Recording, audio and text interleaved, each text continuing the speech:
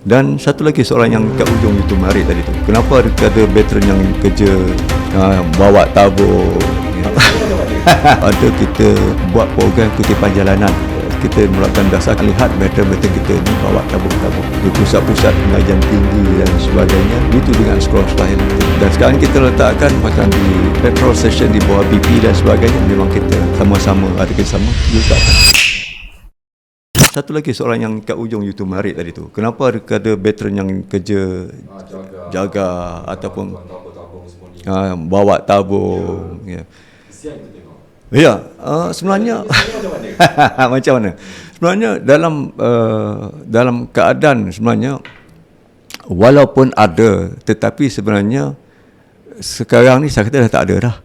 Kalau dulu kita lihat dalam kita melaksanakan kempen ataupun program-program kempen tabung pahlawan, dulu ada kita buat program kutipan jalanan. Kan? Kalau masih ingatlah 2-3 tahun lepas dululah.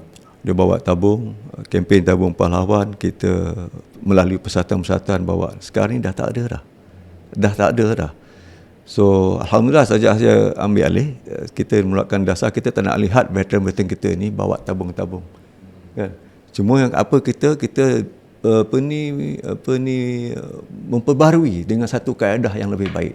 Sebagai contohnya, kita mengadakan sesi penerangan di pusat-pusat pengajian tinggi dan sebagainya, mengenai kempen tabung pahlawan melalui persatuan-persatuan. Di situ kita letakkan, itu kita tak kutip, dan kita letakkan situ terpulang kepada pihak universiti, kementerian masing-masing. Begitu dengan sekolah-sekolah yang itu.